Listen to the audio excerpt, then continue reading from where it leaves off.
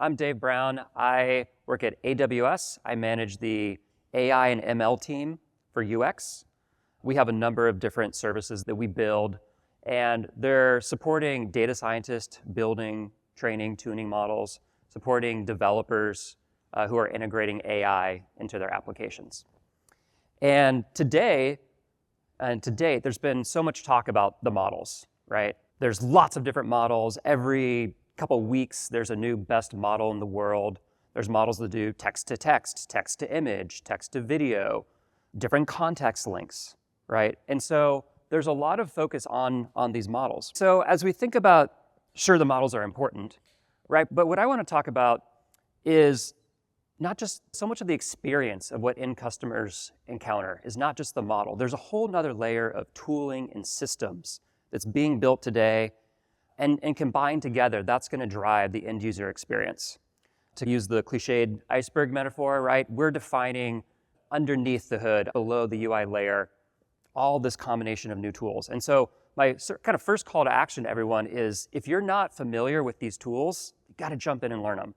This is going to be what drives that end user experience. Understand what a RAG system is, agents, prompt management. Define the guardrails. Kevin was talking earlier this morning around the different guardrails that they're building into Dscout to help ensure responsible AI and other responses. And I'd really say that design and research has this really incredible opportunity to help be this translation layer for our organizations, for our customers, to help bring what engineering and science is defining and bring it to the surface at the UI layer in a more human-centered, more understandable way. Okay. Now, for decades, we've lived in a world of building deterministic, rules-based software, right? Designers could define all the different states and flows, right? Researchers could help us evaluate and test those. And we were rewarded. We were promoted for doing this.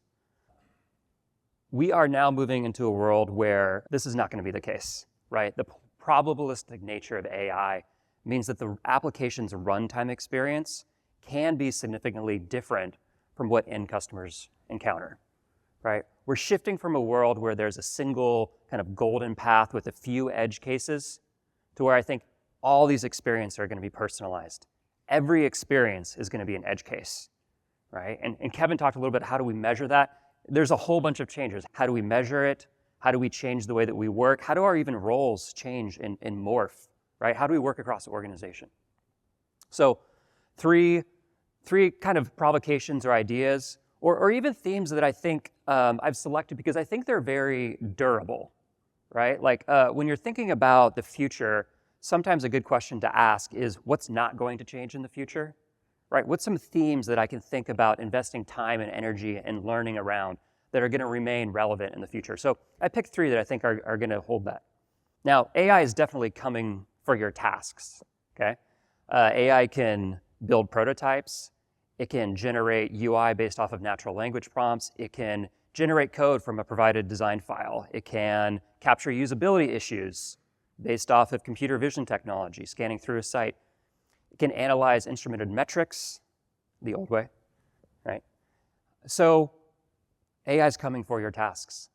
What I would offer is, just like a code assistant is coming to make every developer a 10x engineer, there's going to be tools that help designers be a 10x designer and a researcher be a 10x researcher.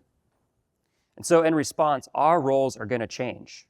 We're going to have to shift. And I think we're going to shift to be building systems that help drive that end user experience, right? And so we should think about building these systems that can adapt in real time, be personalized for every individual, and remain resilient under stress. So first, adapting or building experiences that can adapt in real time. I'll define this as creating experiences that flex and evolve in real time based off of continuous user input and context. Anyone know what product this is? Claude Artifacts. So this is a feature that on the left, as you put in your prompt, it'll generate the code on the right in real time and then render it, right? Very adapted to that specific situation. In this world, designers will move from creating specific event-based creations to curating these overall experiences.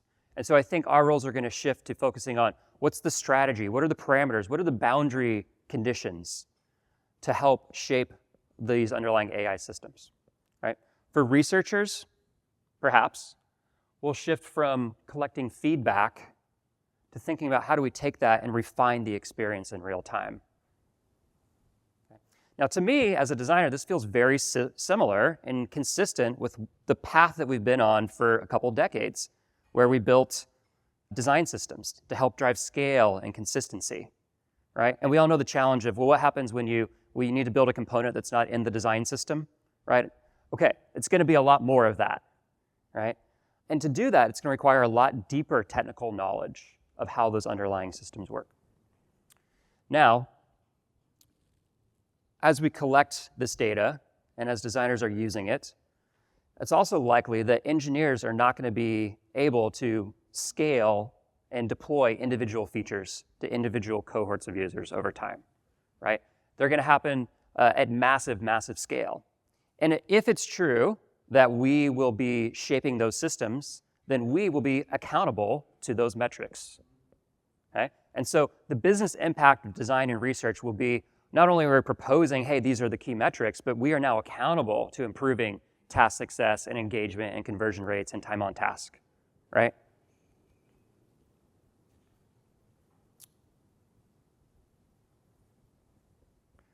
Second, how do we build personalized experiences for individuals? This is an example from Apple's writing assistant. Users can choose the tone and the style and the formatting of their email, right, based off of what they want. And it's not hard to imagine, I think, a future where this is all personalized based off of what the content that they're writing, right? Maybe your history or who you're writing to. To borrow from Brad Frost's atomic design, I think rather than designing for specific atoms or molecules, we'll be designing for these organism level designs. Okay. This is another example from a company called Elicit, and they hold repositories of scholarly journals and articles.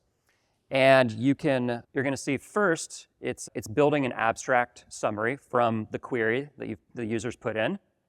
And then next, the user's defining in natural language a filter criteria for that specific search, right? And that's what this description is here, a one-line description of how the author thinks about blah, blah, blah, blah, blah, right? So rather than looking through different checkboxes and trying to filter off of what parameters are presented to me as an end user, I can define the end user experience and what that search criteria is. So this is going to find a lot deeper level of integration with the underlying systems. We'll move from broad level personas to focusing on building experiences for individuals. And as researchers, we'll move from, I think we'll have the opportunity to move from this reactive design to preemptive design, right? Because we'll be able to model at high levels of fidelity where these systems are going and predict what that user behavior is. And so we'll have a much broader canvas of content and data and experiences to work around. So let me give you an example. This is a fictional example.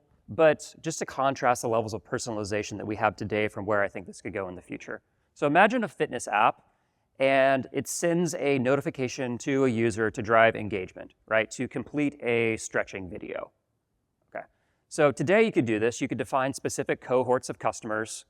Maybe you would run A/B or multivariate tests across those personalization messages and then link that user to that video. And then if they complete it or they engage, that's good. But in this hyper-personalized world, imagine a user receives that push notification. It can be personalized text. Everyone's getting a different message, right? It understands the context of your day, and the content itself could be generated in real time. So the goal doesn't become to complete a stretching video. The goal becomes, I want to help people be more healthy. And maybe those challenges could be personalized to complete 10 push-ups in the next 10 minutes, right? Or go walk for 2,000 steps on your lunch break because the system knows that yesterday you were at a conference and you stayed inside for 12 hours, right? Okay.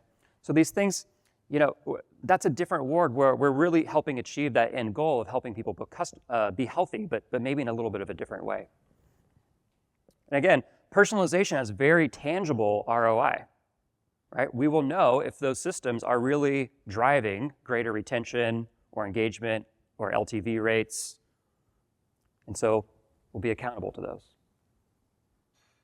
Third is around how do we build and design systems that remain resilient under stress? Okay, another durable area that we can invest in for a long time.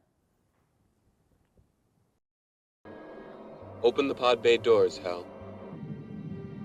I'm sorry, Dave. I'm afraid I can't do that. How many of you feel like today's AI assistants are about as helpful as Hal? So I thought I'd show maybe an example of what's a company or what's an example of doing resilient design well, right? And I found this one. This is a company called V7. They have a number of different products. I'll play this a couple times because there's a lot here. V7 Labs, and they have a product that's doing helping customers do data extraction for IDP tasks. And so, let me play this again. What you're gonna see is, I love this model where they built a chat assistant. Of course, the chat assistant is on the right? And the chat assistant is added to this existing product that they already have, but they've really broken the third wall, right? They've now told the user on the right, hey, here's what I'm going to do, and then on the left, you're seeing affordances, and you're seeing in real time how another column is being added, another property is extracting information. Okay. Now, I put in a ridiculous question. I said, what does this 10K, a financial report, say about this company opening a zoo in 2029 on Mars, right? And so it's added the property, it's showing me affordances along the way of what I'm doing, and I can see it in context, right? I think today too many of the really on-the-nose example of bringing AI to products is sort of what I experienced in the early 2000s when we brought banner ads. We took the classified from the newspaper and we put it online and we called it a banner ad, and it didn't really work, right? There's a whole new set of patterns and components and interaction design areas that we have to explore. We get to explore. Designing for failure and recovery, this means building systems that can anticipate user errors or user dissatisfaction, right? And include the fallback mechanisms to help regain customer trust. I think trust and transparency, I think we'd all agree, are foundational for these experiences. Users need to understand why AI makes certain decisions, right? And again, the ability to design and operate with these systems is going to cause us to be more accountable to these metrics. Okay. So let me recap by ending on these points.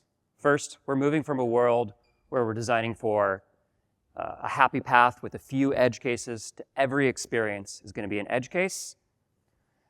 In that world, designers and researchers have this incredible opportunity to be that translation layer for customers between the underlying systems and what that end user experiences. AI is coming for your tasks, and with that, we will shift to shaping and building and refining these systems, and these systems that can adapt in real time, be personalized, hyper-personalized for every individual, and remain resilient under stress. And finally, the proverbial seat at the table will be a hot seat, because we will now be accountable to these metrics, right? And so as we're shaping these systems, we need to ensure that we're having measurable outcomes that tie back to the business impact. Thank you.